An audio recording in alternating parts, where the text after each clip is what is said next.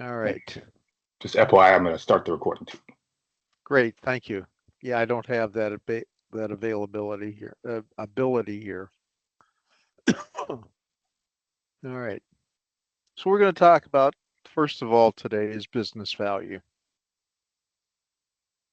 And the definition that you do need to know is that business value is the net quantifiable benefit. It includes tangible and or intangible uh, value identified from a business endeavor. So the value, the business value, is going to be determined by uh, your uh, product team. Your some of the hold on uh, the uh, leadership and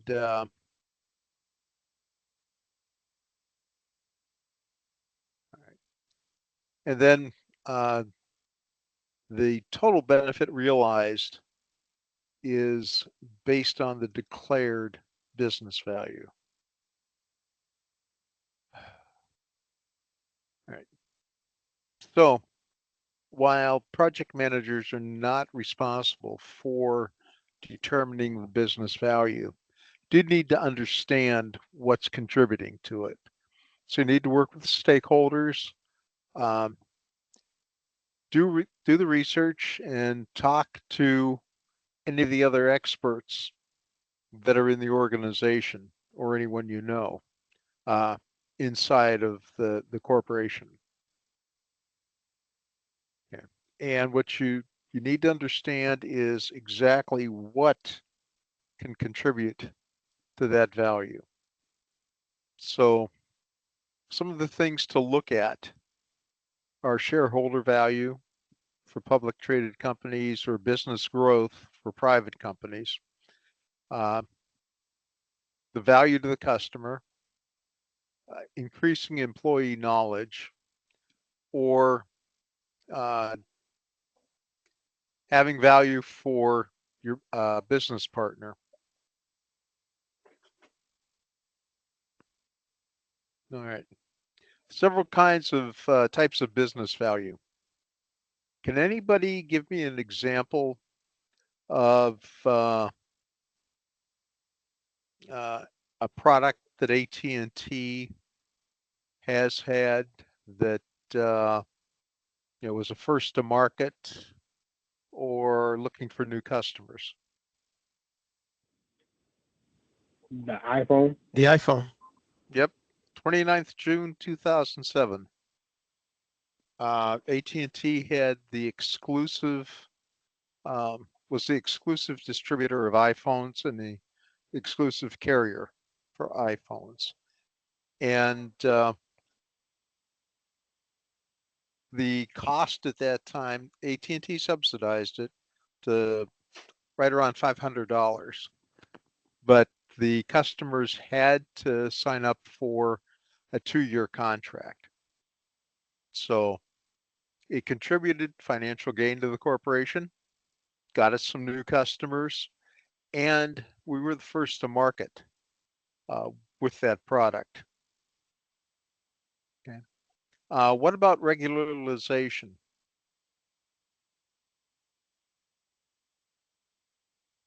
Can you think of something there?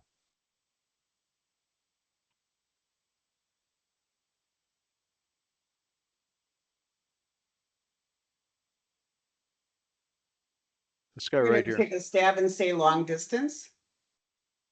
Uh, in some respects.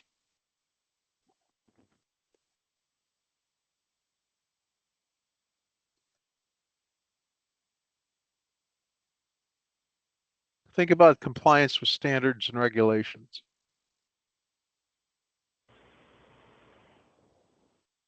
The 5G range. Tell me a little bit more about that.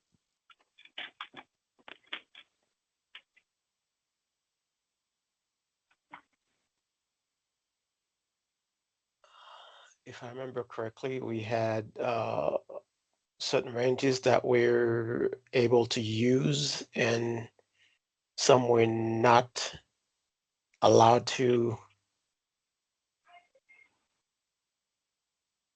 Yep, that's a good example. Other examples would be compliance with FCC standards and compliance with any state or local standards too, or regulations. When do you think you'd take a look at that most intently? Time frame. Initiation phase. That's one time. Think calendar.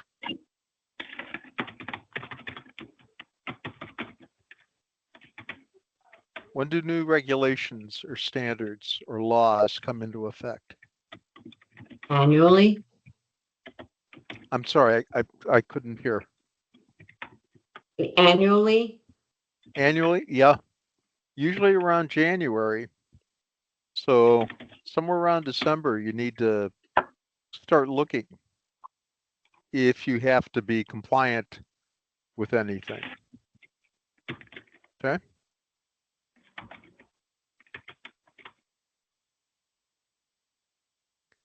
So what needs to happen is that a needs assessment has to be done for the project that you're working on. There is a reference here, business analysis for practitioners, practice guide. I believe that's available if you are a PMI member. It's available through the website. But they PMI makes a big distinction between business analyst and project manager. So the thing with the exam is forget that you work for AT&T.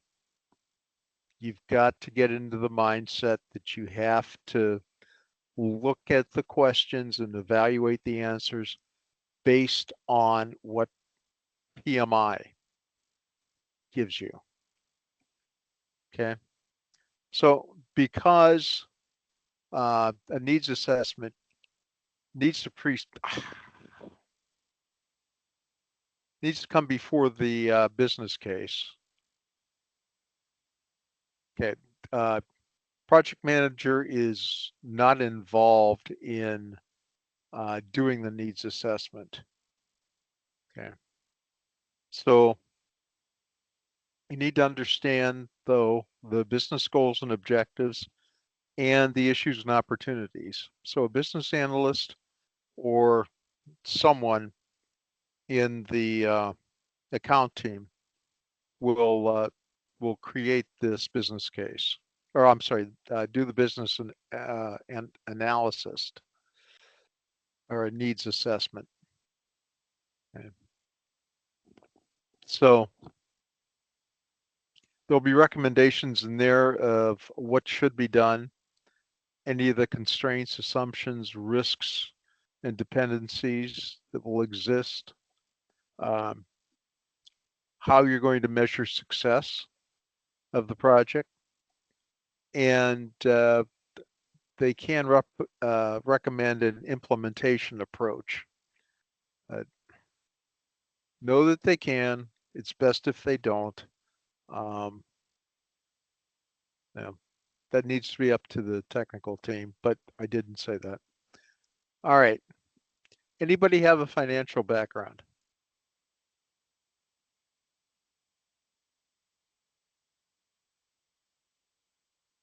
Okay. You don't have to know how to calculate it, but you do need to understand what present value is and net present value. Okay. The factor that they're talking about here is the cost of what the value is of say a dollar as you progress a long time. With inflation, the dollar, the currency becomes less and less valuable as time goes on. So you take a look at the net cash flow, and when you start out, this is the amount of cash that you're investing in the project. All right. So you're looking at projected revenue going forward in years 1, 2, 3, and 4. Okay. You have to apply a discount to each of those values. And as time progresses, as I said, this discount's going to increase so that the factor is going to decrease. As you can see in year 1, it's basically a 9% discount. So around the revenue of $400 is equivalent to $364. And when you get to year 4 and realize $1,200 coming in, net cash flow coming in, it's discounted so that the factor that you apply is 0.68, and it's really worth $816. And what you always do is you take a look at your investment in year 0, and you then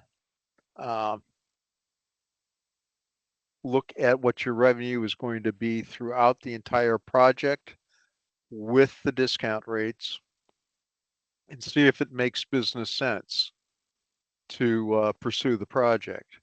Here it does, because the revenue that you're anticipating is more than what your initial investment is.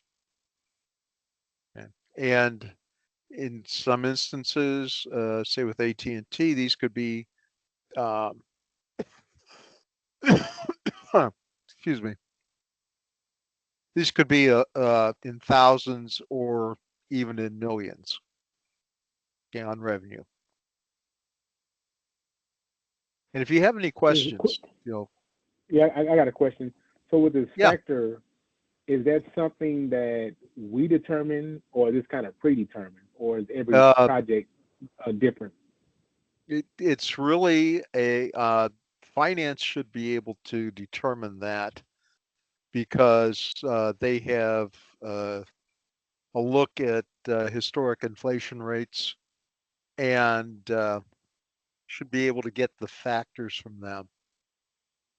That's not something that you can just, determine on your own.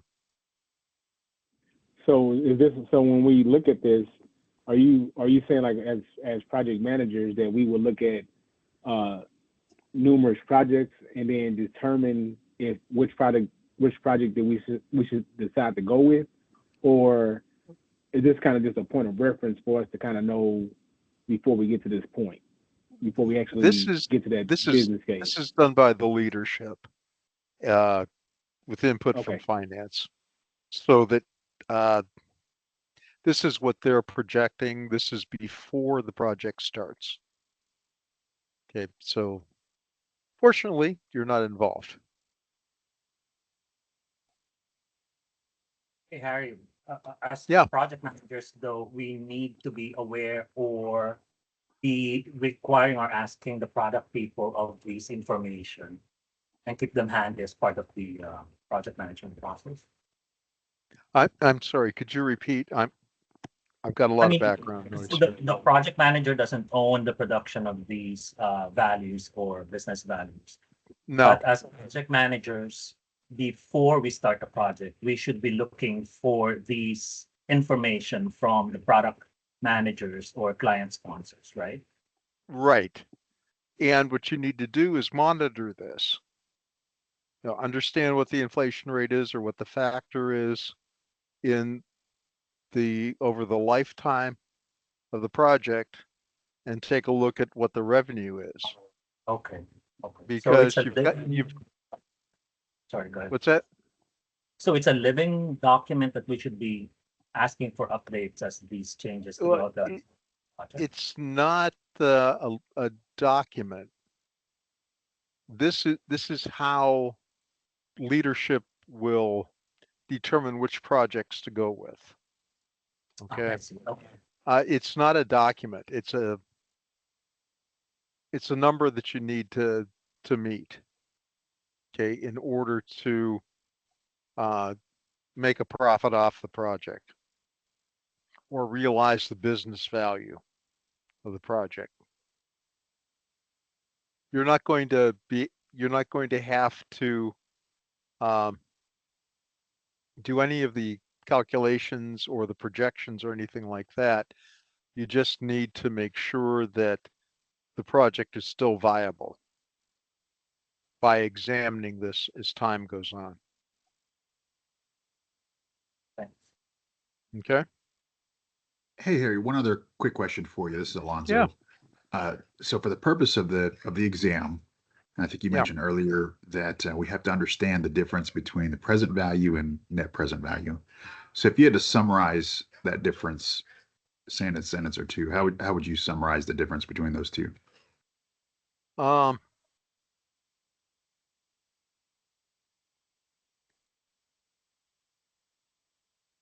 Okay. Present value is what you start with. Okay, that would be the investment of 1,200 units of currency. All right. Net present value is the value of the income and outgo throughout the life of the project, adjusted by inflation, discount rate, anything like that, that the finance people determine. Okay. What you just need to be aware of is that as time goes on, the revenue will hopefully increase for the product, but it's not going to be as valuable as when you started out. Does that help clarify? It does. Thank you. Okay, sure. Any other questions? Okie doke. Now, one thing that you're going to hear a lot of, both when you're looking at the exam and probably when you're working on your projects at AT&T, is you're going to start with organizational objectives. Okay. The key desired results are going to be determined at a higher level, outside your pay grade. What will happen is they will then be further refined with what they call OKRs, objectives and key results. Now, objectives break down to goals and intents. Now, what are you going to hit? What do you need to hit in order to make the project successful? And the key results, remember that they're time bound, they're measurable milestones under the goals and intents. They feed back, they are determined by the goals and intents, by the objectives. Okay. So each objective, for best practice, each objective should have between 3 and 5 measurable, always remember measurable, key results. And ideally, these have been structured so that the project team is the the one who can deliver or not deliver on the key results. And you're not really depending on other factors. Okay. So we aim for about a 70% success rate. These are to be challenges. These are to help give people a goal to try to achieve, and their reach out goals. So that if you have 100% success rate, look at them again. They're probably not aggressive enough. Okay. People are not being challenged enough to deliver. Now, OKRs are, remember this, that they're action oriented, inspirational, and include concrete measurable outcomes. Okay. You've got to be able to measure the outcomes for OKRs. What if they're constantly falling below the 70%? Should they I'm be sorry. reevaluated? I Can said, you what if repeat? they're falling below? Yes. What if they're falling below the 70%? Should it be really reevaluated as well? If they're maybe hitting 50 or 60% constantly, would that be like we're being too aggressive? Yeah, that'd probably be too aggressive at that point. And we'll need to adjust the objectives for the next evaluation period. If you So I ever have a- work, oh, go ahead. I'm just gonna, as a follow-up question, so what would a typical question on the test look like? Like, how would the question be asked? I mean, I'm following everything that you're saying. I get it and appreciate the other questions that have been asked, but what am I gonna see on a test? How would the question be framed? It's going to be, if you have any question at all on this, because a lot of this upfront work here is before the project starts or is determined by someone other than the project manager. I honestly can't tell you how the question would be formulated right now. What PMI has done, rather than asking for definitions or anything along those lines, they'll give you a situation and say what should you something like, what should you do if your success rate of your achieving your key results is less than 50%, and give you 4 or 5 choices on that.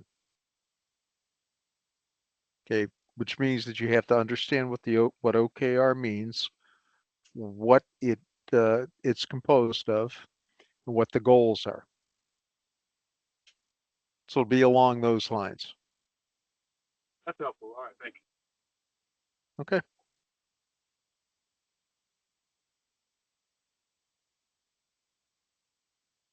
All right, we have to have paperwork.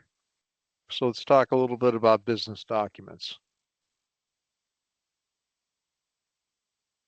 Notice that they're developed prior to the start of the project.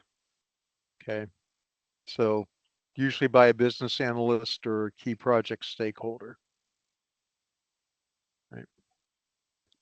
They will contain information about the project's objectives and how the project is going to contribute to the business goals.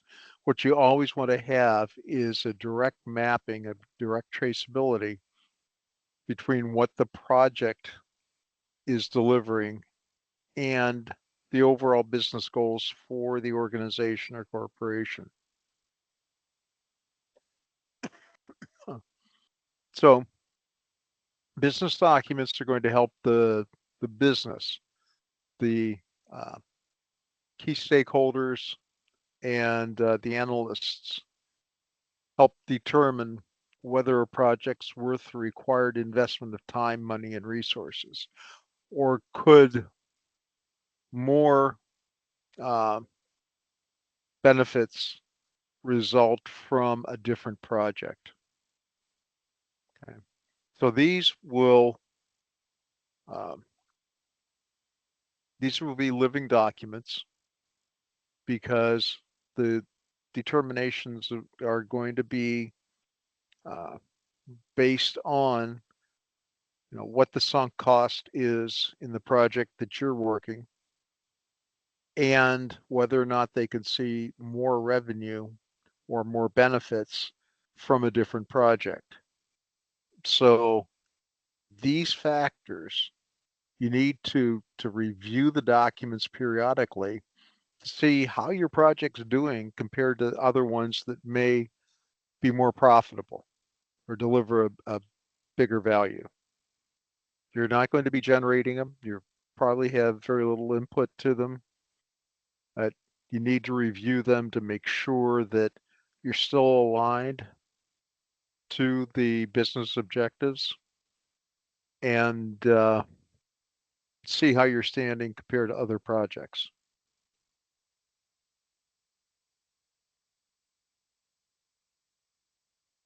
A couple of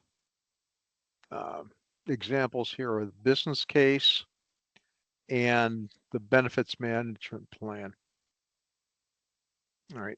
The business case is produced by product management, and it includes things like cost benefit analysis to make sure that the project's going to be worthwhile pursuing. It should state the business needs that this project is addressing. Any of the quality specifications or factors that the project needs to address, and then contain any schedule or cost constraints. I mean, does it have to be delivered in the next quarter? Does it have to be delivered in the next 18 months? If there's an overrun of more than $1 million, it's not going to be viable. Things like that. Okay. Notice that the business case comes way before the project is started. Okay. So these little exclamation points are good. All right. Sorry.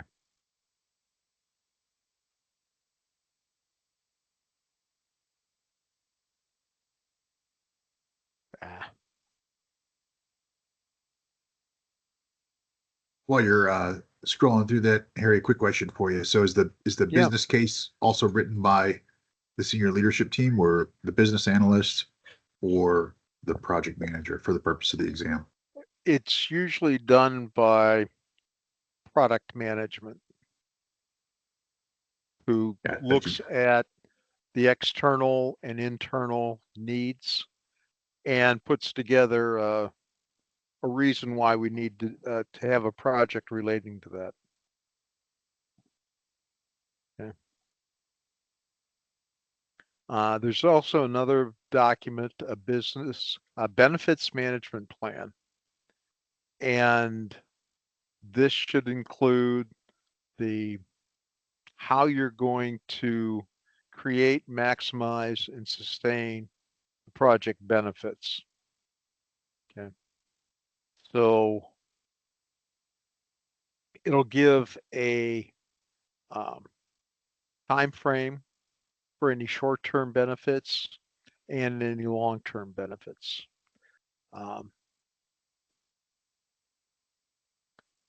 Also, document who the business owner is or whoever the accountable person is for this, for these benefits, for this project. I'll also include metrics and elucidate some assumptions, constraints, and risks. Notice And really, whenever you see one of these exclamation points, it's something key that you need to understand.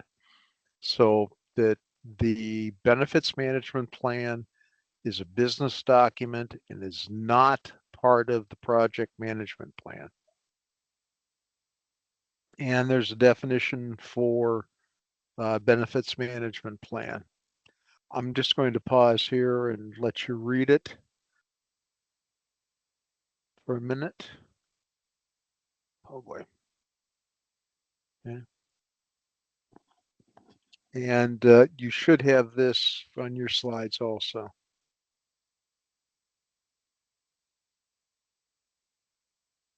One key thing to take away from that is that these are the projections before the project starts.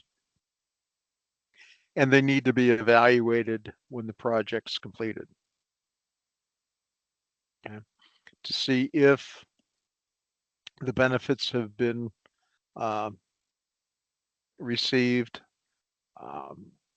any of the costs were projected, were overrun, or if the revenues projections have been too small.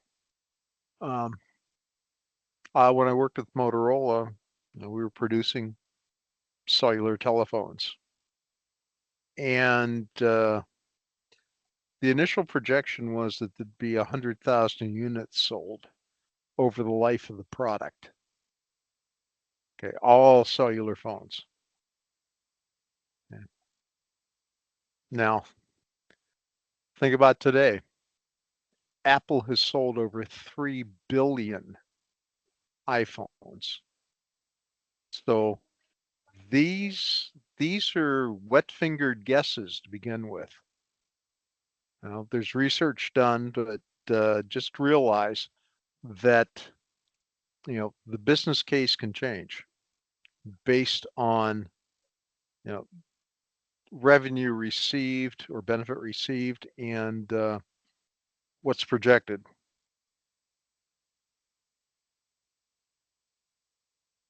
Okay. How do you measure the benefits? Now, the business is going to take their crystal ball and come up with all of these projections, all of these costs and everything. And they'll do a cost benefit analysis so that they take a look at how much the project's going to cost, what the benefits are, whether they're tangible or intangible, and make a determination whether or not to go with that project. Okay. You want a small payback period. You want to receive the revenue. Remember, we're taking a look at the net present value of cash. When is it the highest?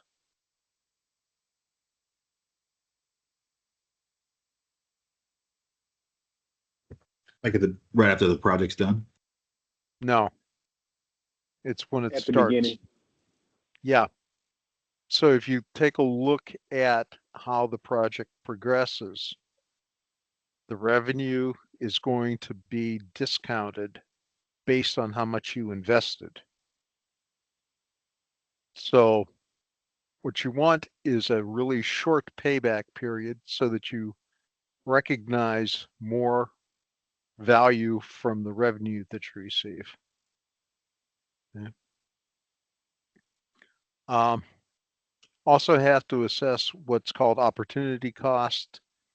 And that is really taking a look at the project against other projects that might be close or going on at the same time as the project that you're managing.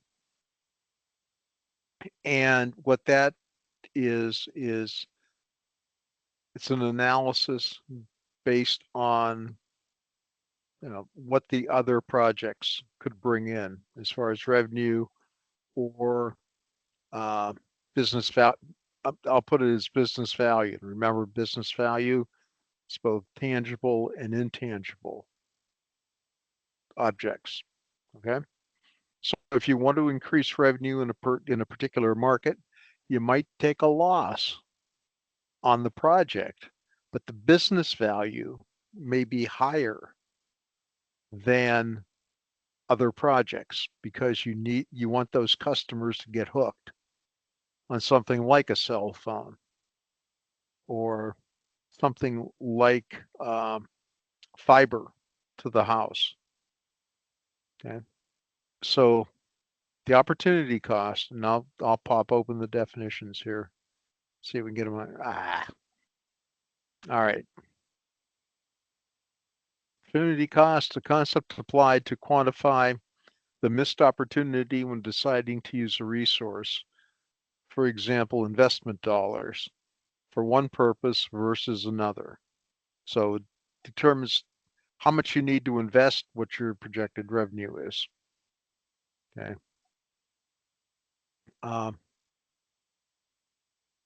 Alternatively, opportunity cost is the loss of potential future revenue from the second best unselected project. All right. In other words, it is the opportunity, the potential return that will not be realized when they select one project over another. Now, it really is a combination of taking a look at the tangible and intangible business value, plus things like the amount of time that it's going to take to realize that value. Okay. We're going to talk about internal rate of return, and it's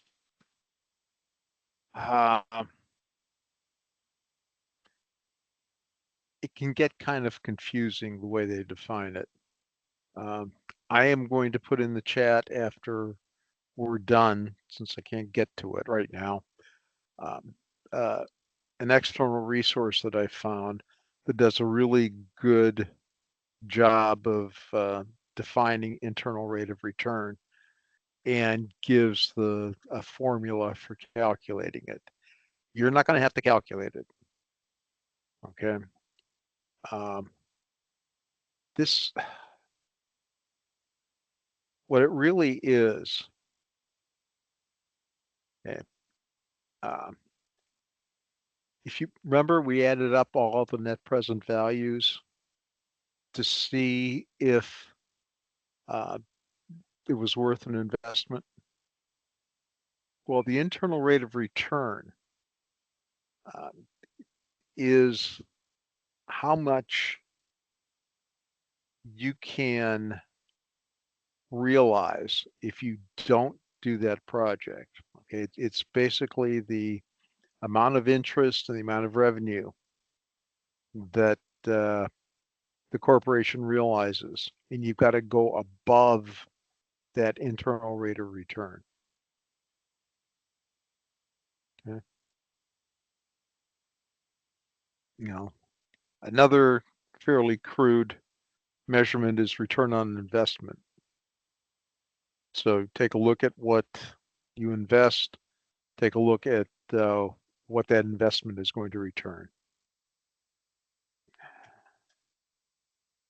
And let's go back to the page.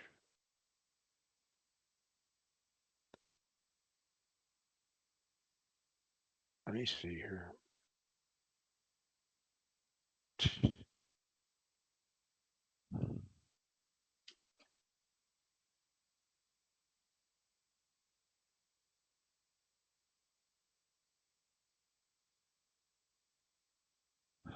Sorry, this is kind of maddening.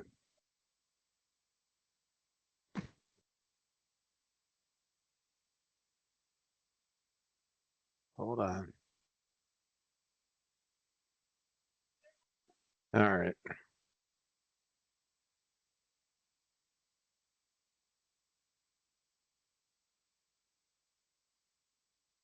There we go. Too easy for me to do. Okay. So you've got two different perspectives here, business and financial, right?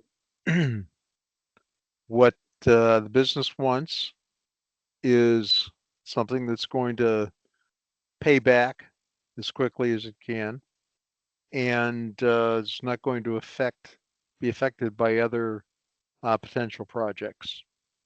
So finance team's looking at the uh, largest profit. Okay, so the amount of profit, if it's huge, it's better. Present value and future value and net present value. Excuse me. Remember, it's based on the time value of money. And we just looked at the definitions of internal rate of return and ROI, return on investment. The good news is you're not going to have to calculate any of these for the exam. And that's a big shift in the exam. Okay. You Hey, have to Harry. yeah, Hey, I just have a quick question. Sorry to interrupt you. no. If like this is the second this is the second class that obviously we have all attended, and the main thing that I'm trying to wrap my head around is the the reason why we all came into this class is to get prepped for the PMP exam. And so Right. when I look at all three documents that we put together that they put together prior to us joining the class, which is, they have a video for us to look at, which is what the material we're going to be covering, which is today. We have the slides that cover it. When I think about getting prepped for an exam, I think about, okay, what are the situational questions that we're going to be asked, and how do we really study and uncover and learn those? And then, we're going through these slides, and I can't help but to not somewhat get confused, but just try to understand how these slides could be most beneficial for me to take back the most value in order to prep Hmm. for those situational questions, because I feel like I'm just being read a slide verbatim, which it just in my head, I can't speak for everyone. It just does me no good, I feel like, to get prepped for this exam. Yeah, the slides are a basic outline. At the end of each section, we're going to cover where they fit in with the uh, content outline. Okay. And to really study for the exam, you're going to need Hmm. some external resources. Um, I wasn't at the orientation. Did they recommend any of the um, books that are available to study from? Some of the study guides, like the Yeah. Mulcahy or Crow. Yes. That's where you can Yeah. see what the questions are like.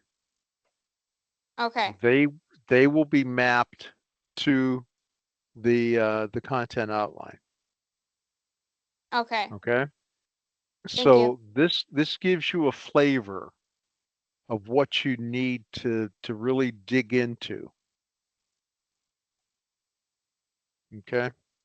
It used to be Okay. that the exam would cover a lot of formulas and non-situational questions, and you could relate everything back to the current version of the PMBOK guide. Can't do that anymore. PMBOK guide is not the Bible for the exam. It's one of the resources that was used to create the exam.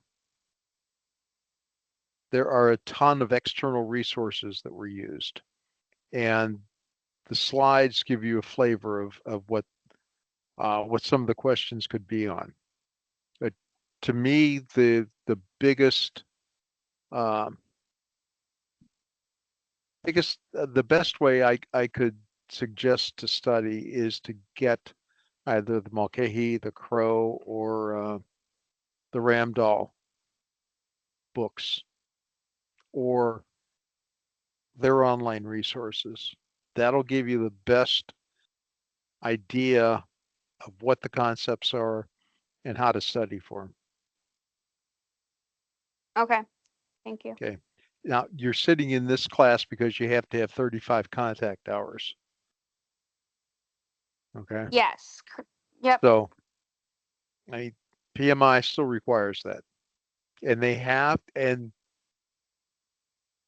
anything that you can go to, any provider you go to will be working off these same slides. These are provided by PMI. And we have to teach from these. Harry, I'll throw in one Just other. Oh, go ahead. I was just going to say quickly, so I have a formula sheet that was provided as well. So it sounds like other variations of the exam you were to calculate a lot of Yep. but now it sounds as if it's more conceptual as to understanding what these mean in a situational type of facet opposed to calculating those. Will there be any calculations where we'll need a calculator to do these, or has the exam shifted completely to conceptual? From what I've seen, it is conceptual. You'll need to be able to interact with some graphs and pick out some things. You're not going to have to calculate to address those questions. Okay, Right. great. And so just to piggyback off of whomever spoke before me regarding, getting the best understanding of these, my take on it was based on the orientation as well as the first class was to not only understand PMBOK 6, but 7, understand the slide deck, practice with the wizard tool, and then possibly additional practice with one or two of the books as a resource. Do you think that's probably enough to have a high success rate for the exam? Six PMBOK guide version 6 will give you an insight into the practices that were tested on prior to this version of the exam. 7 will give you like a 10,000-foot overview. Okay. I strongly believe that one of the other books, the resources, Mulcahy, Crow, or Ramdahl, will prepare you for the exam. Any And preference on those three choices if you had to choose one of the three? it depends on how you relate to the author. I've gone with the Mulcahy books when I've been a mentor. Well, when I started, I mean, the RMC book was about 200 pages, if that. And the last one I took a look at was around 1,000. So I found that that gave me the background information I needed. Other people like Crow, other people like Ramdahl. Now take a look at some Okay, of thank the you so much. excerpts online and make your decision based on that. How you relate to the way that they present the material. Because I know they're all none of them are cheap. Okay, thank you so much for Okay. the insight. Sure. I'm going to ask if we can skip the break today because we've got a ton more slides to cover. Skip away. All right. All right. What do these things indicate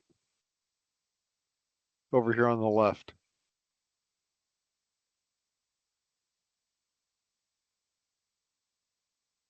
The delivery, the like project delivery like adaptive or Which one's adaptive? the circle. Okay. What's the other one?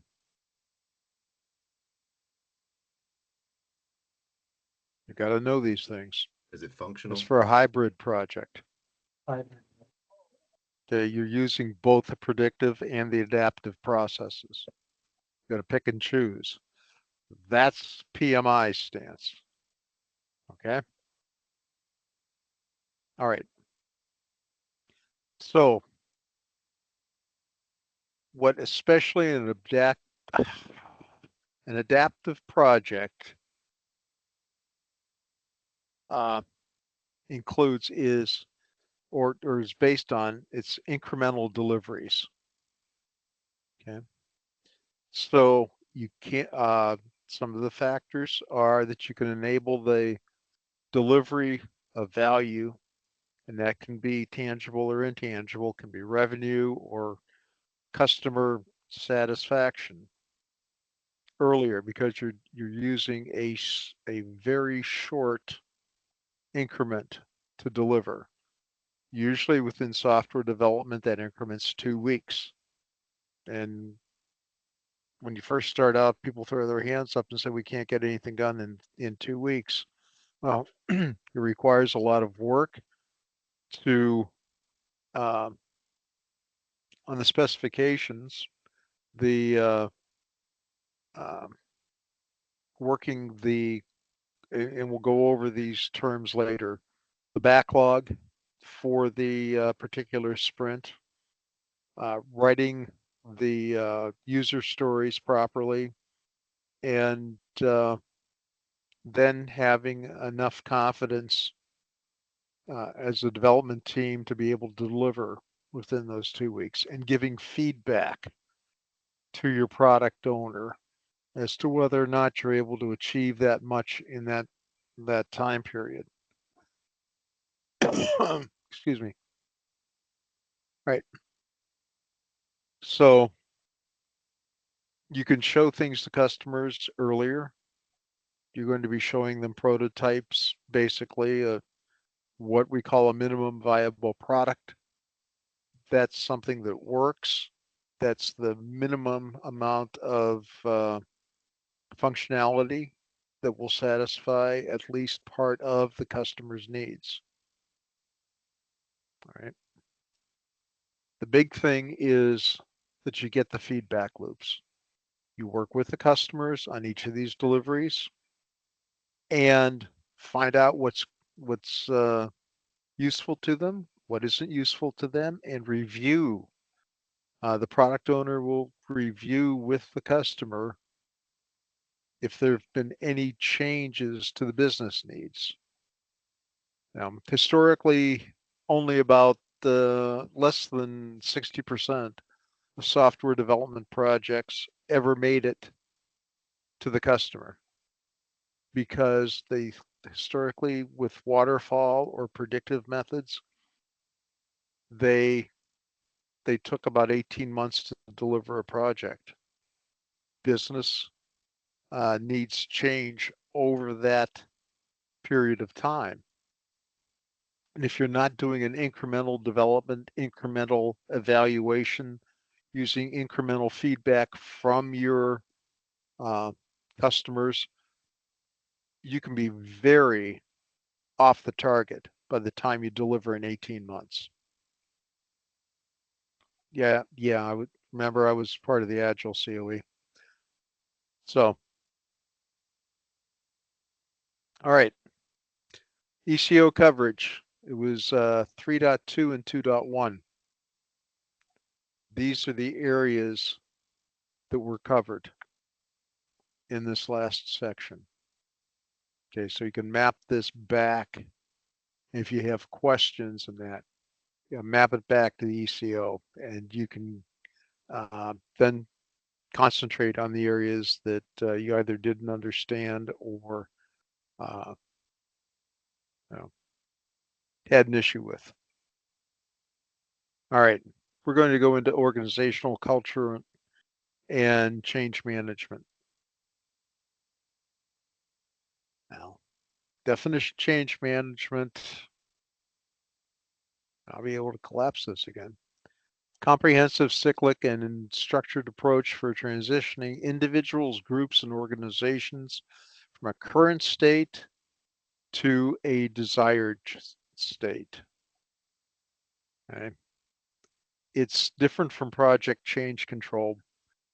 I mean, it's totally different than project change control, which is a process whereby modifications to documents, deliverables, or baselines associated with the project are identified and documented, then are approved or rejected. This is totally divorced from that. This is along the lines of changing from waterfall to agile methods. Okay. There's usually a very strategic reason why an organization undergoes a change. With every reorganization, we have different ideas. And you know how many times AT&T reorganizes. Okay, so people have to change and accept those changes, embrace those changes, and work in a different manner. Okay. According to PMI, PMOs build and sustain alignment between projects and the organization. So they're saying that PMO is really responsible for the change management. Okay. This is the next bullets for project managers.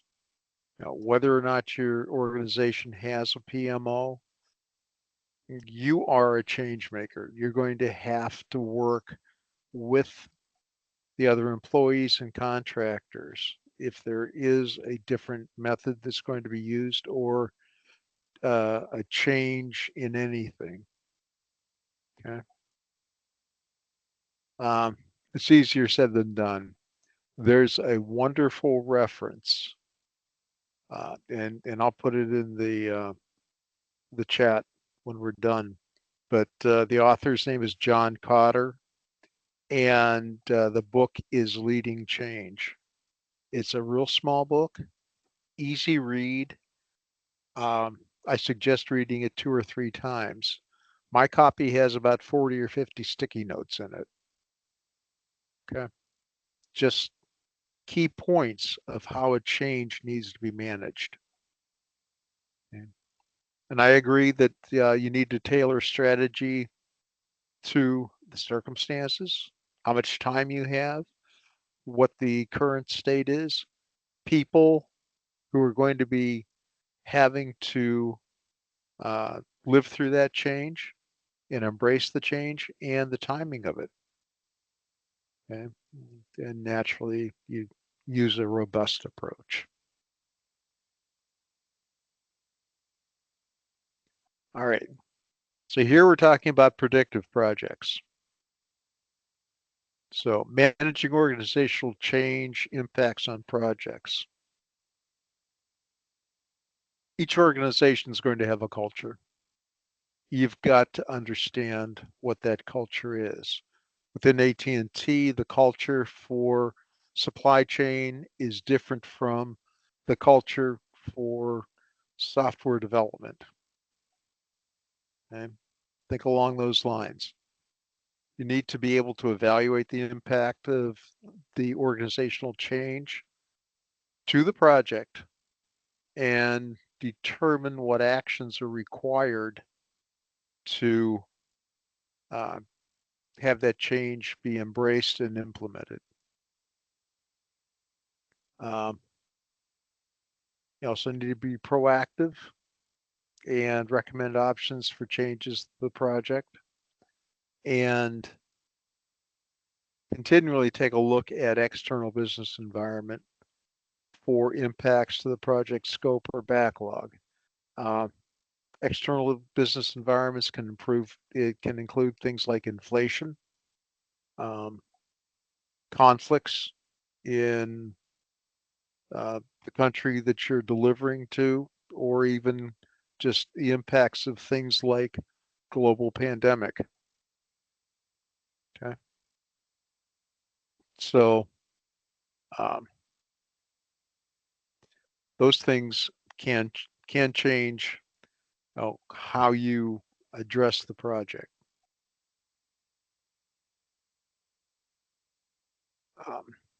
Some of the key things to look for when you're assessing an organizational culture. I mean, you may come from a different culture, be put on a project, and need to work within that new team. All right. So leadership's going to have a cultural style. The way that they've implemented the organization may be different, and who has enough authority to you know enact change. I mean, for example, when I was with Motorola as I was a section manager, I had the ability to purchase up to $50,000 worth of capital equipment with only my signature and finance's signature. At AT&T, if I wanted to get a pencil, pen, or pad of paper, I had to go through about 6 or 7 layers. All right. Understand what the vision is, the beliefs and expectations of the organization that you're managing the project in. Diversity, equity, and inclusion practices. In the US, it's should be pretty standard. If you're managing an offshore project, that may change. Okay. The tolerance of the organization of risk. Is it risk adverse, or is the organization willing to try new things and be able to tolerate a lot of risk and the possibility of failure? Any of the regulations, policies, or procedures that the project has to adhere to, or um, uh,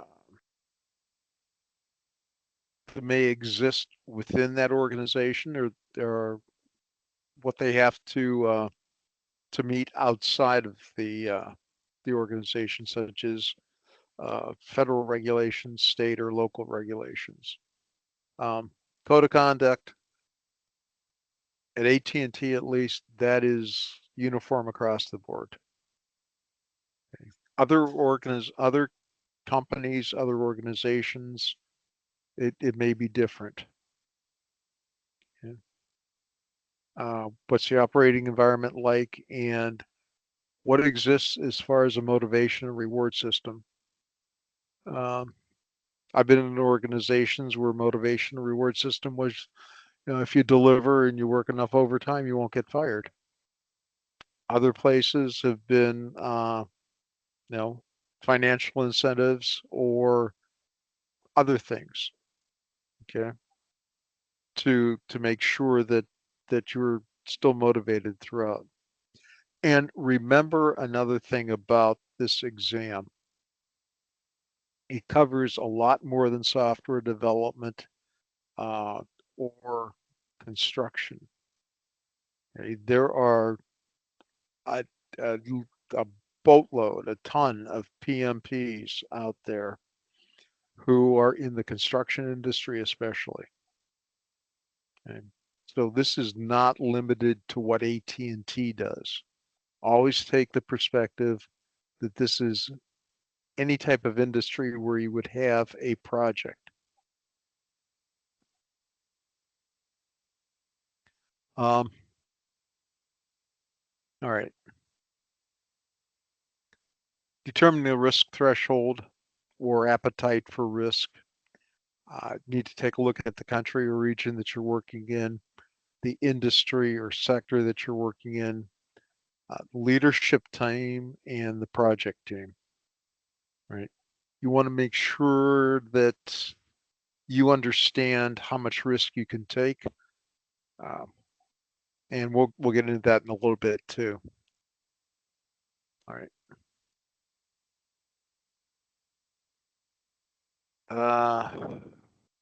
Yeah. The accepted means for getting work done. That's part of the culture. As I said, if it's an overtime driven culture or whether it is a incentive driven culture. Software development historically has required a lot of uh, overtime to get work done. Okay. Sales organizations have different motivating factors. Commissions, bonuses. Okay. They get out there and they make sure that the products are being sold.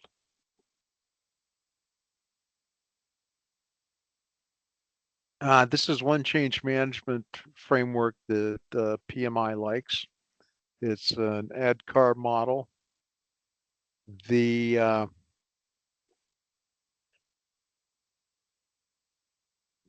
are the 5 things that an individual needs to achieve in order to change successfully. And this is not just the project manager. This is everyone who is involved with the change or affected by the change. Need to understand the need for the change, have to have a desire to support the change, have to have the knowledge of how to change. So these things may require additional training or other factors. Okay. The ability to demonstrate new skills and behaviors. So if you've got a bunch of people on your project who are pretty close to retirement, you may have some issues if you're going through a major change. Not speaking too badly of retired people like I am. Right. Also need to have a method of reinforcement to make sure that the change sticks. A lot of this is communication from leadership. In Cotter's book, he mentions that most communication plans need to increase the amount of communication by about 100-fold to be really effective.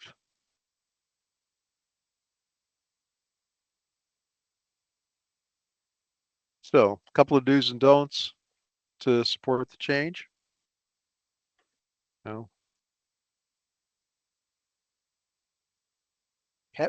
Coaching co-workers to support the business. Now, this is not just the project manager. You have to identify allies for the change, and sometimes peer-to-peer coaching can be more effective. Now, you're going to see that there are more than 50% agile-oriented questions on the exam. So one of the things you want to do is coach people in what an agile mindset is and understand what their hesitation is for accepting it. And I'll put a plug in here. Each one of us has an agile mindset outside of work.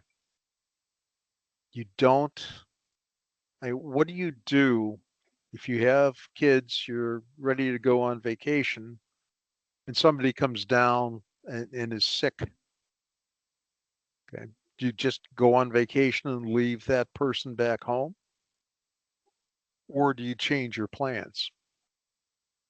That's what we're talking about with an agile mindset, being able to assess the situation and make necessary changes. Right? You also need to keep your knowledge current. New ways of doing things are going to require you to understand differences, and how you can thrive in the new environment. Right. The don'ts, you can't force change. Right. You can get involved with the change and help people understand what the benefit of that change is to the corporation and to them individually. Now, a lot of times you're going to meet resistance from individuals. Need to address those issues. I mean, whether it's yourself, whether it's a peer, whether it's someone in the leadership team. And quite frankly, if people absolutely refuse to change, you need to look at replacing them.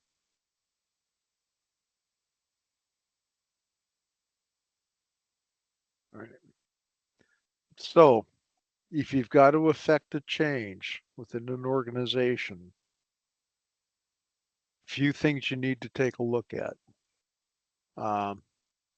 Find out what people's attitude is going into the change.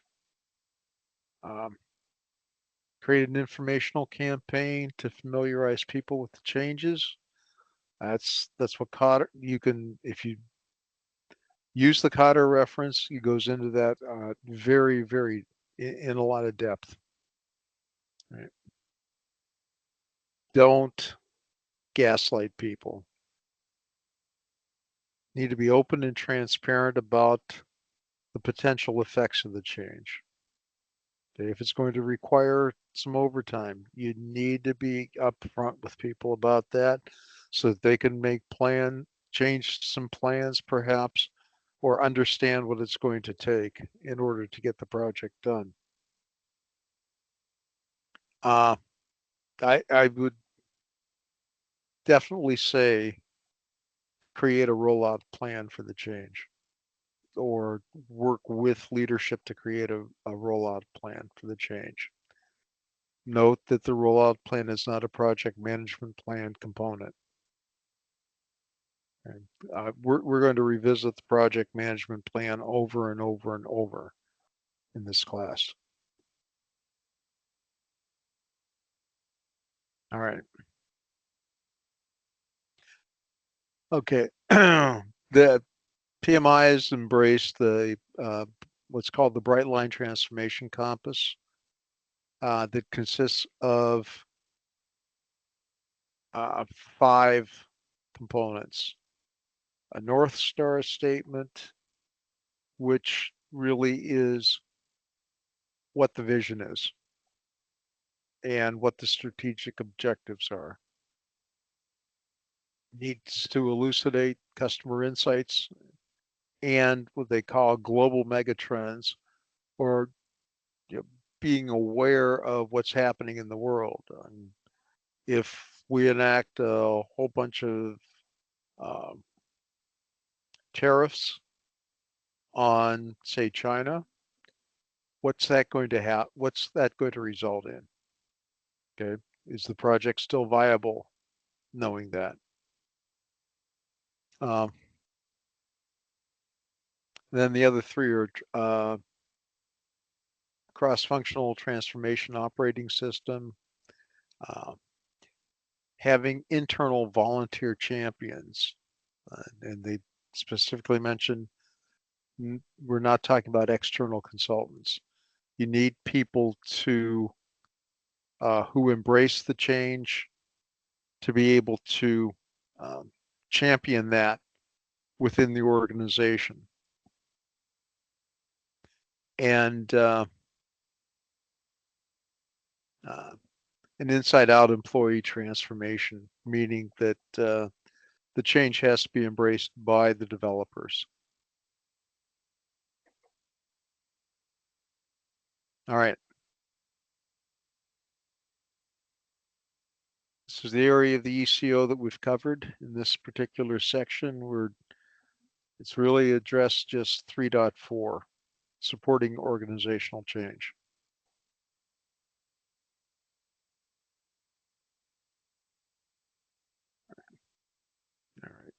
talk a little about project governance. So, has anybody heard of governance?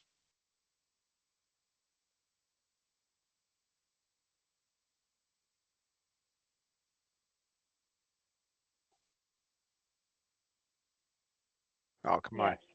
You can read the definition here. All right.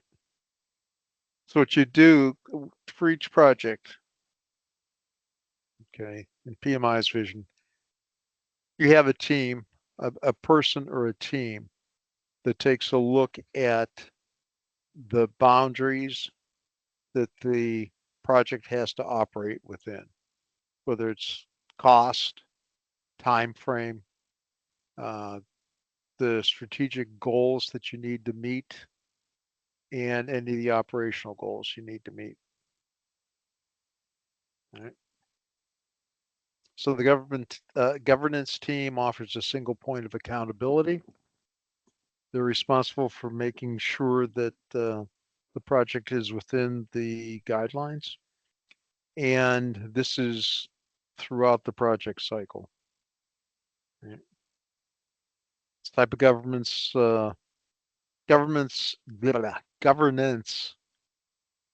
types differ among organizations and projects and among corporations.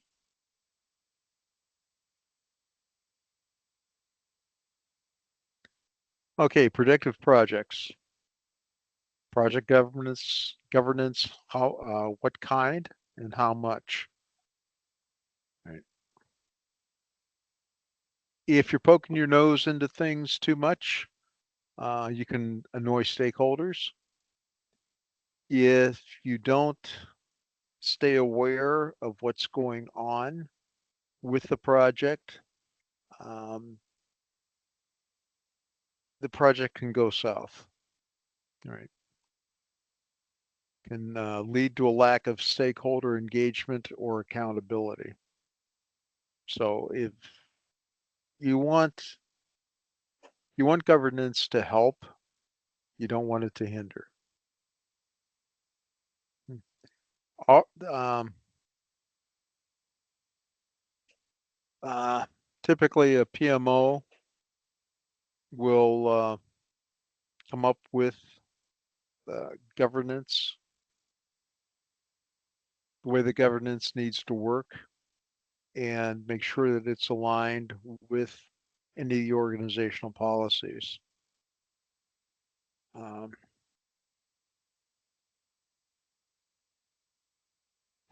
it Again, it depends on strategic importance of the project, any of the constraints that the project has to adhere to, or any of the oversight requirements that have to be implemented. Um, this is also applicable to vendors. You know, the oversight of vendor oversight uh, has to be established and agreed to by the contracting organization and the providing organization. So know that project governance is critical for managing internal or external business environment change and deviations in budget, scope, schedule, the amount of resources, or quality. And resources can either be human resources or um, capital resources. Okay. Budget is usually the key governance area.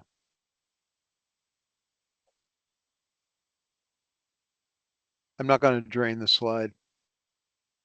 Okay, you guys can take a look at it. These are the various components of project governance. Any changes, communications, uh, organizational charts with roles, so you know who's responsible for what, whatever. Okay.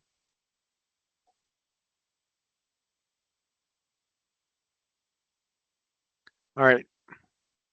For adaptive projects, Governance can document outputs and expectations. Um, Governance is also along the lines of any of the boundaries that need to be established.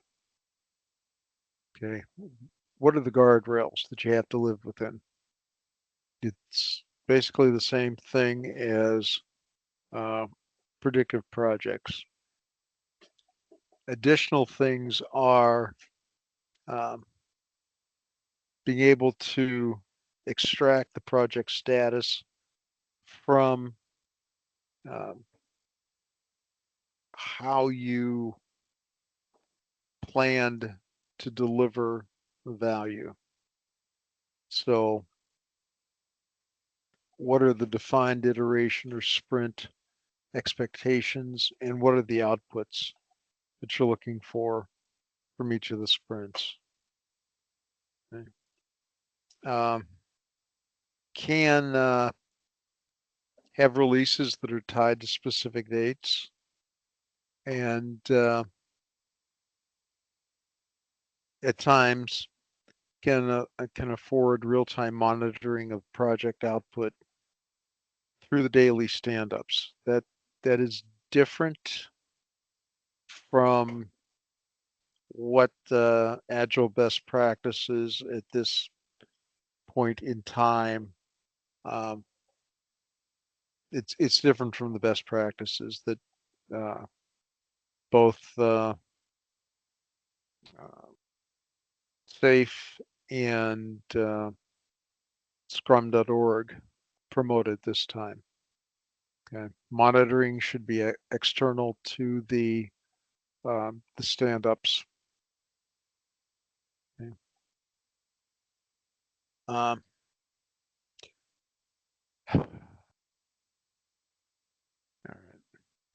As we said before, an iterative approach gives you shorter feedback paths, and you can determine what benefits can be realized from the project in a shorter period of time.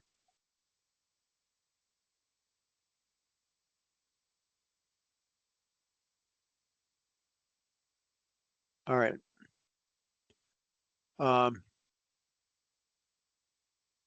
Governance board can exist. It's also called a steering committee, can be called a steering committee or project board.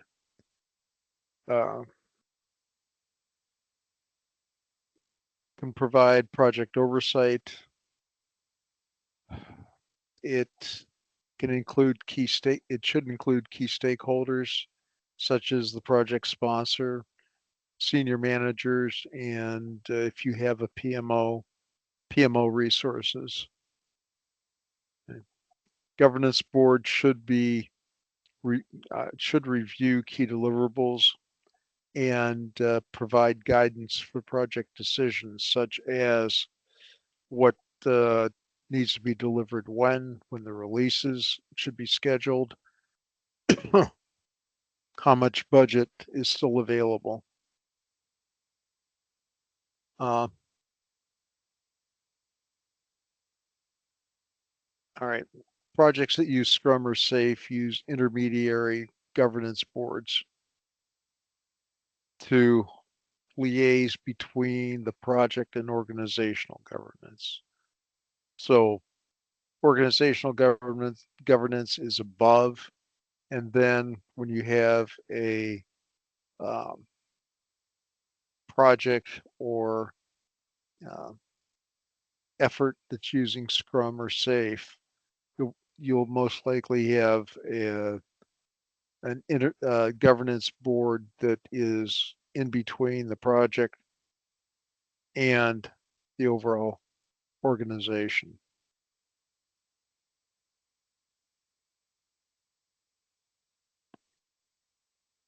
All right. Part of governance is defining escalation procedures. So we're talking about here is for the organization. for problems, we're plotting that against the authority to handle that problem. Okay. So what we establish and what this line is here is the project's threshold for tolerance, or they'll also refer to it as tolerance level, right? What if an issue is outside of this tolerance range, if it's a huge problem and you don't have the authority to handle it, you need to escalate it. Okay. The opposite of that is if the issue is within the tolerance threshold, then the team itself works to mitigate that problem. Okay. So again, this curve here is the tolerance threshold. And we do have some definitions. Okay. Any questions on those, or can you take a look at those on your slides? Can you give an example of these? Yeah, sure. Say your project goes over budget by, it looks like it's going to be going over budget by $1 million. That may very well be outside of your control. And so if you have if the tolerance for say a budget overrun is $50,000, you can handle it. You can work with the team to try and mitigate that problem. But if it's too much, you escalate. If there is something that, if there's a new regulation that comes out that's going to require a fairly large capital investment, it's most likely outside of the tolerance threshold. If it's a small regulatory change that can be accommodated by the team with minimum impact to the project, then you handle it. Did that help? Yes. Thanks so much. Okay. All right. Any other questions on the tolerance threshold? All right.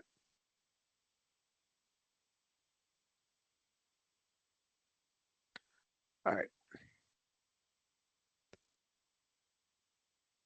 What you have to have is a systems view of what's going on. So remember little exclamation points.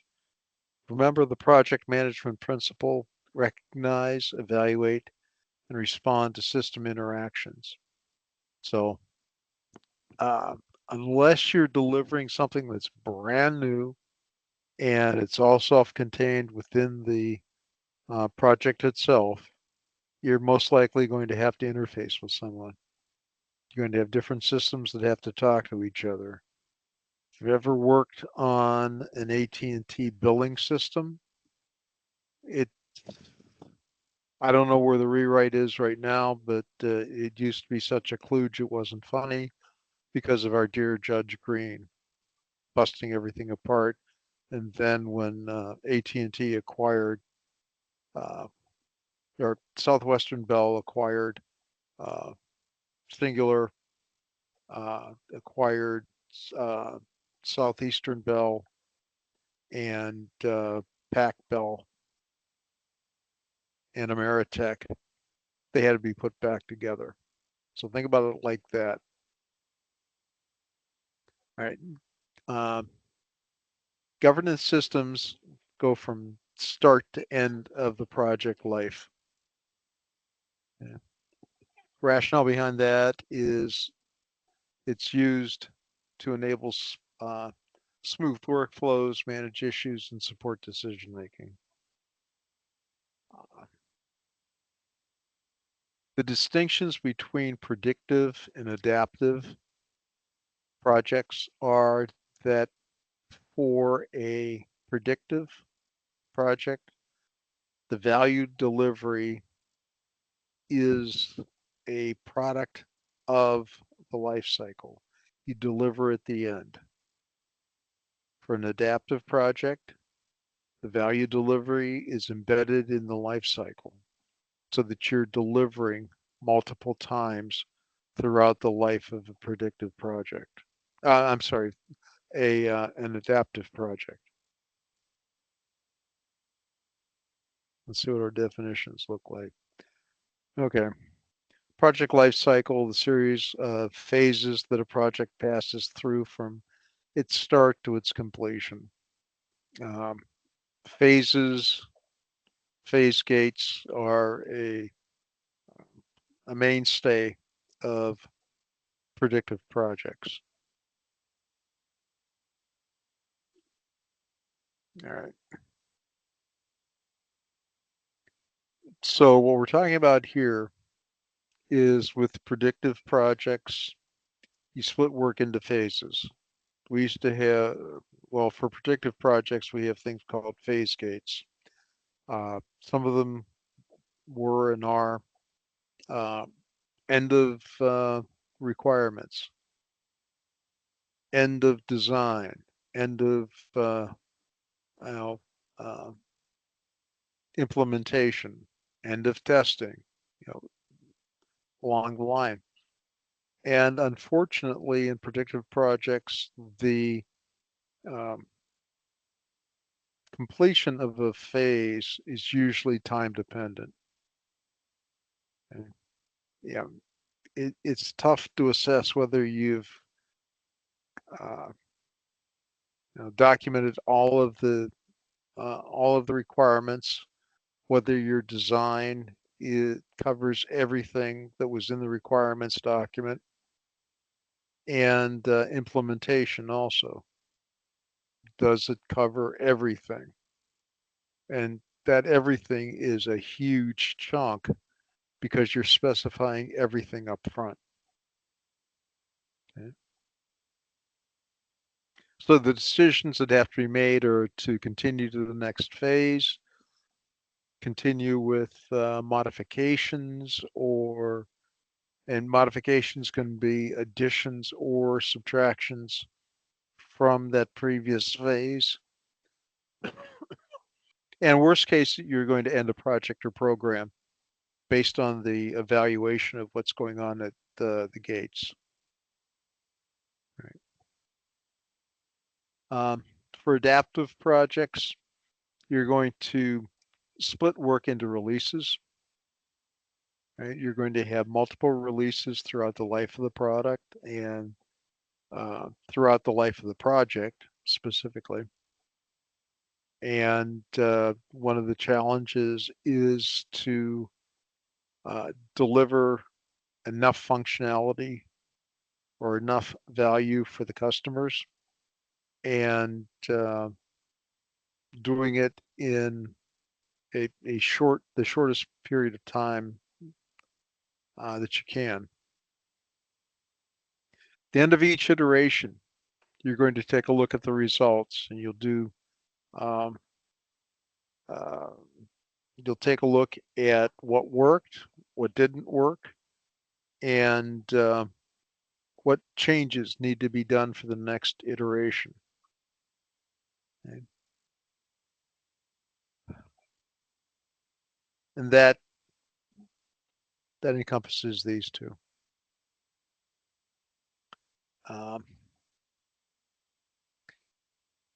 And you're going to have multiple iterations. You're going to continue until the customer's acceptance criteria, either definition of done that your customer has supplied, or you've developed a minimum viable product that's really an MVP is delivered once.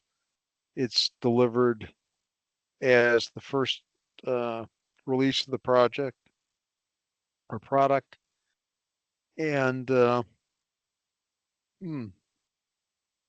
you keep iterating until the project ends, or the life of the product is achieved.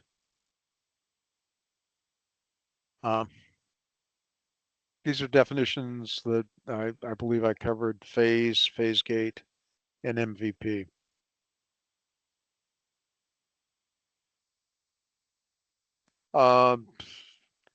You may hear MVP referred to as bare bones or no frills functionality.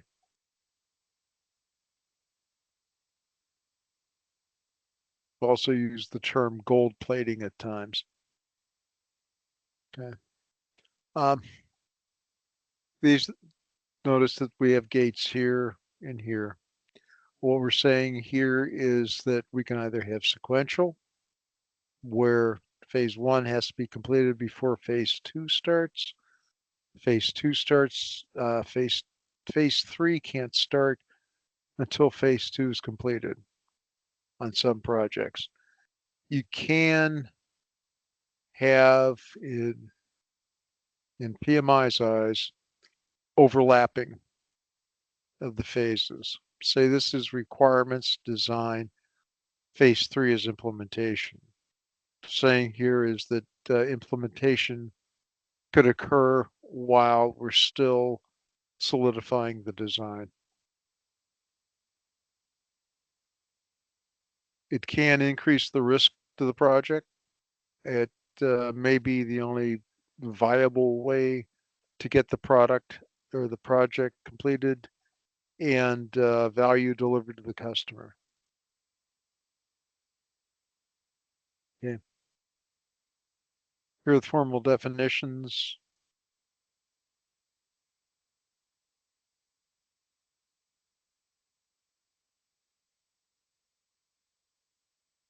Okay, for predictive projects, need to apply governance to the project phases. So your governance board needs to evaluate that at the beginning of a phase that the project assumptions are still valid. Take a look at the risks involved in delivering that particular phase and provide a detailed explanation of the phase deliverables so that the expectations of that phase are known by everybody. Okay. At the end of a phase, you take a look at the key deliverables, whether or not they've been produced, and you review them. And,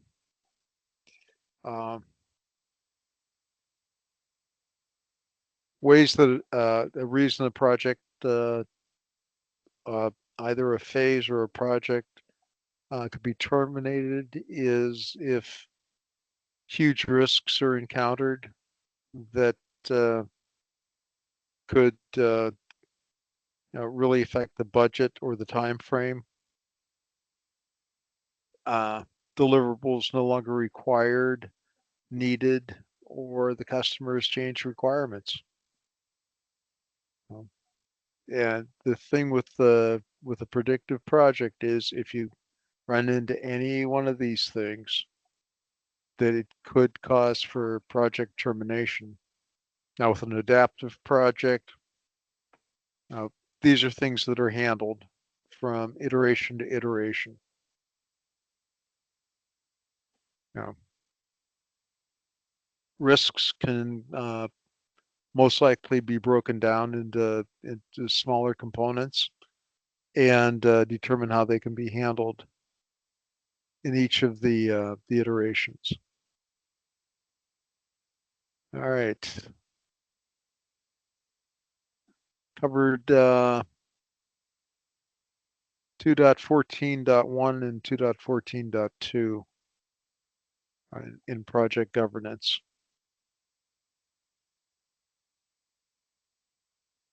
And I will try to finish by 7 o'clock, but it may take a few extra minutes.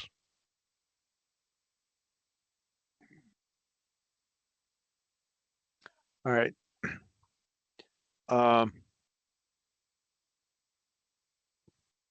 This section is on project compliance, all the different types of project compliance that are required.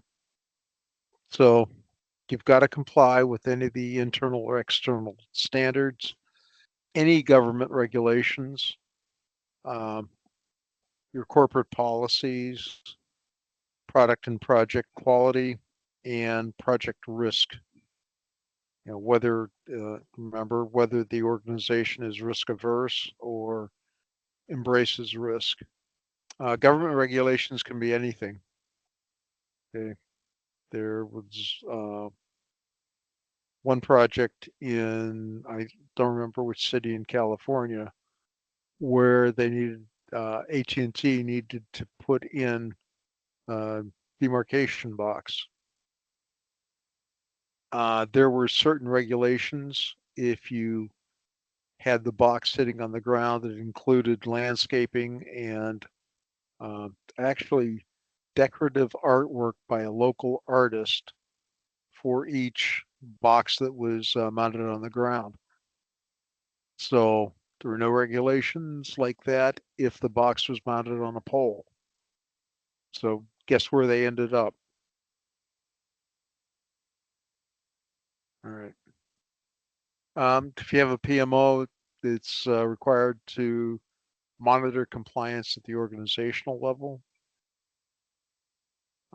Project team does their own, make sure that what they deliver is compliant. Yeah. And project team also is responsible for compliance by the vendors.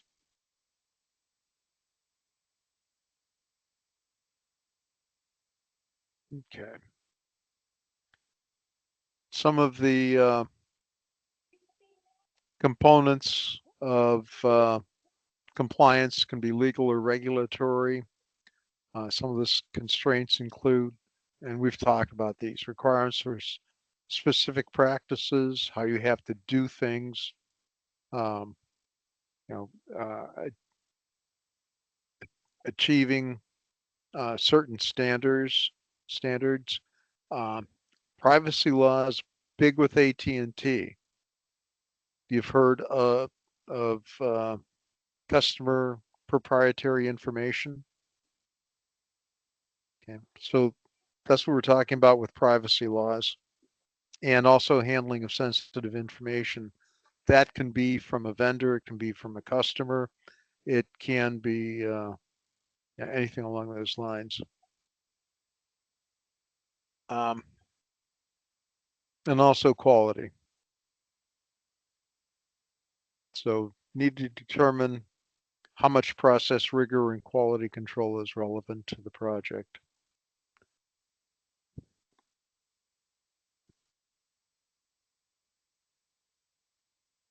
Some of the ways you can classify compliance issues: environmental risks, workplace health and safety, ethical, non-corrupt practices. Think about code of business conduct here, social responsibility, quality that you need to achieve, and you know, trying to minimize the process risks. And these categories are going to vary based on what industry you're talking about and the scope of the solution that you're trying to achieve.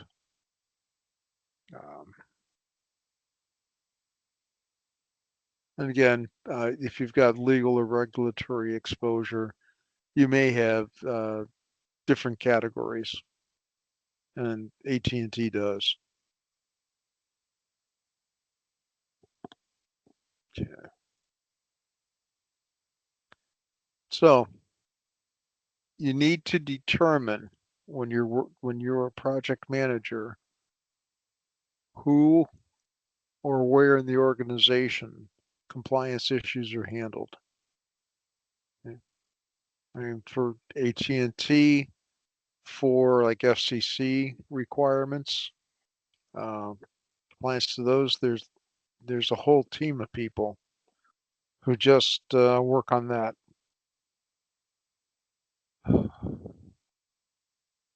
And then understand what requirements impact the organization.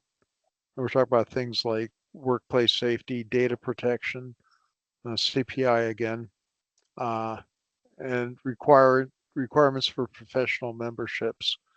If you require, say, for example, a project manager has to have a PMP certification.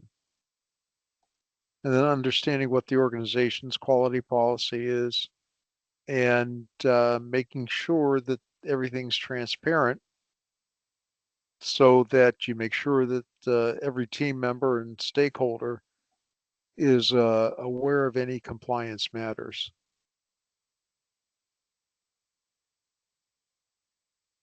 I wish it wouldn't do that.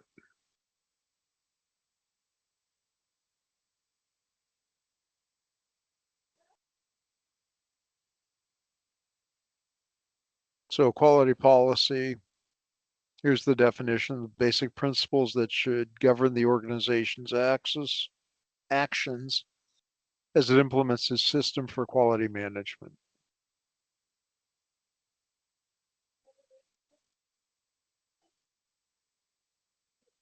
All right. Big thing. Treat compliance as a project objective. And especially with AT&T, you have to comply with regulations, especially. Okay.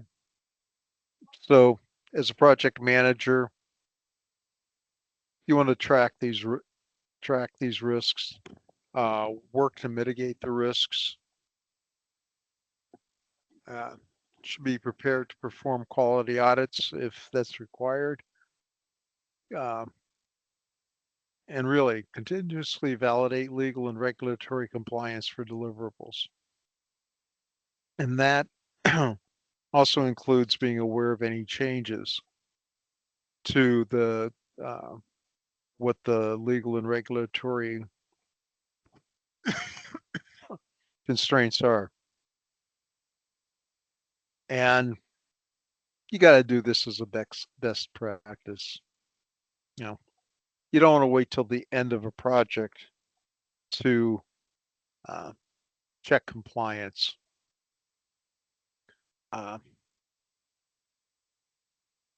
It's going to require a lot of rework if you do. You want to be checking it all along the way.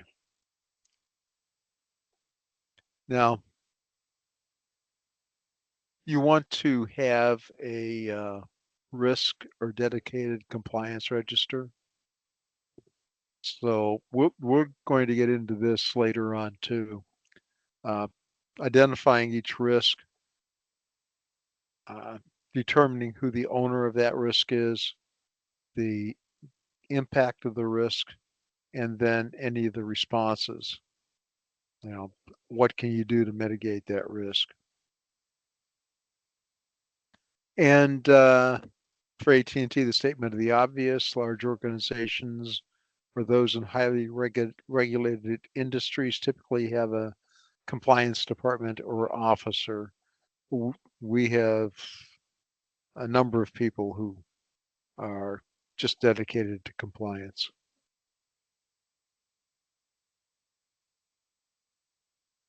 Okay, 5 best practices. Write stuff down and keep it updated. Do risk planning when you understand what a potential risk could be. Plan for how you'd handle it. And all these things, the documentation risk planning we'll cover later too. All right. best practices having a compliance council um, or compliance department. What you really need to do is should be going through a compliance audit at the beginning, at least midpoint if it's a predictive project, and at the end to make sure that everything is in line. And project manager needs to understand what needs to be complied with and you know, make the team aware of that too. All right. All right. Think about these questions. You know, and these are things that you can work with your mentors on too. Yeah. We're reaching the witching hour here.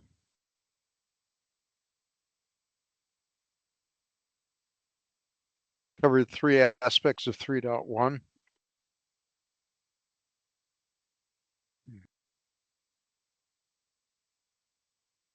And believe it or not, ladies and gentlemen, we've reached the end of lesson 1. Questions, comments, snores? Maybe I should ask, is anybody still out there? We're here. Okay. We're still here. Okay. Soaking it in, man. Soaking it in. All right.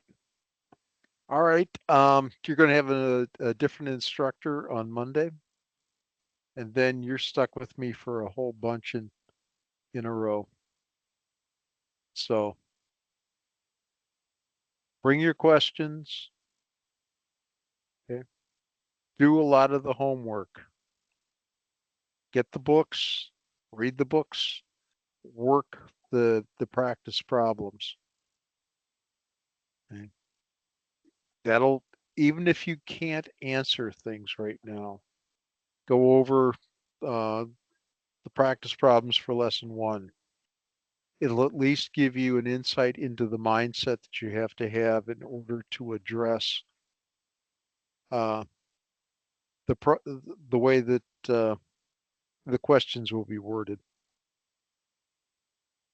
And there's no problem in going through.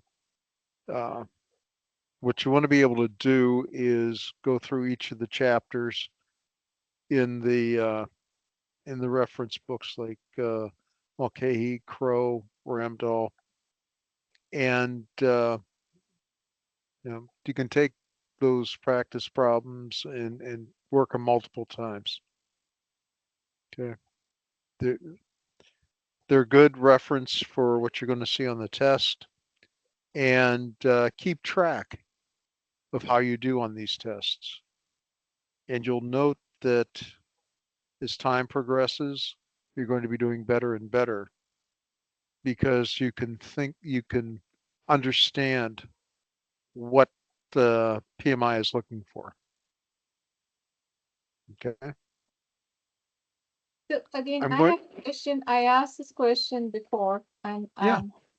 so these lessons are not aligned with PMBOK, and I started reading 6th edition, and I got lost after some time because not.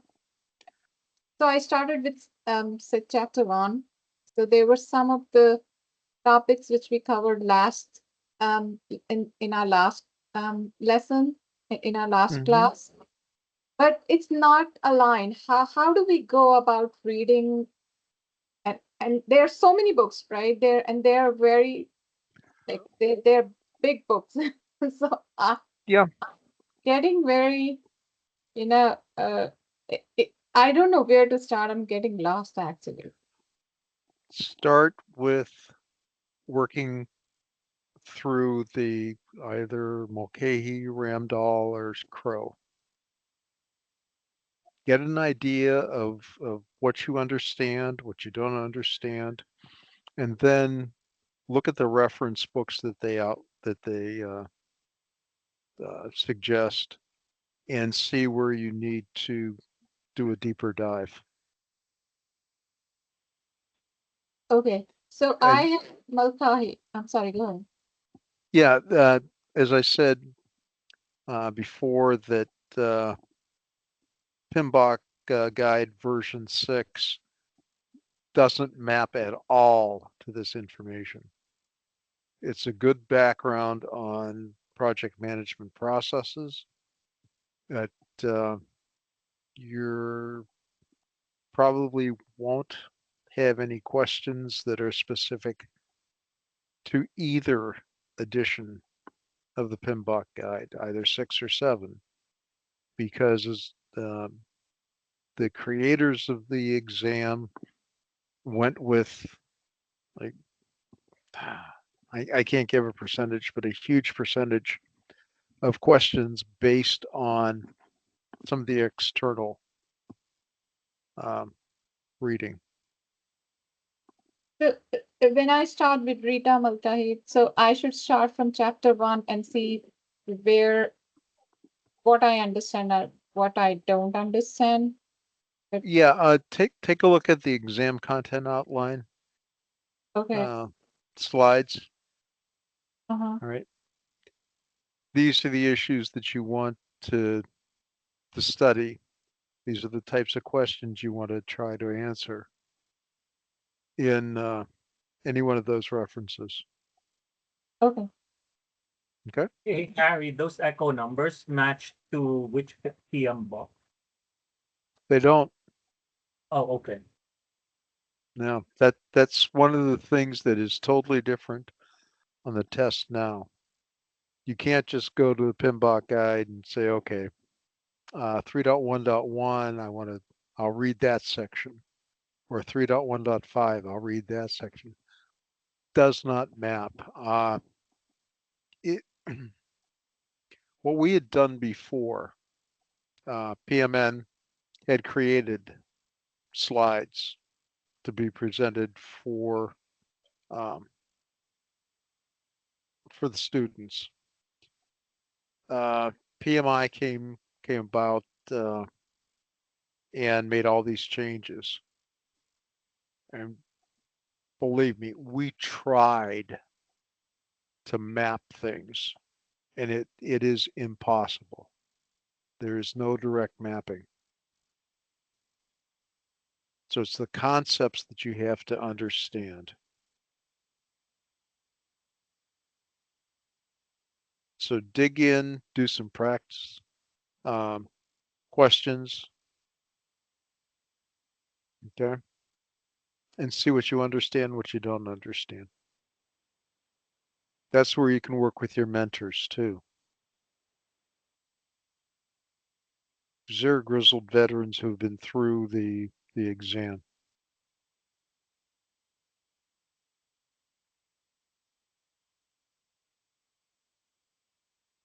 Okay. All right. All right. That's it for tonight. Have a good rest of your evening. And Thank you. you're welcome. Thanks, Harry. Thank you. Yeah, Mike, can you stick Bye. around for a Thank few you. minutes? Thanks. Have a good night. You too. Thanks, Harry.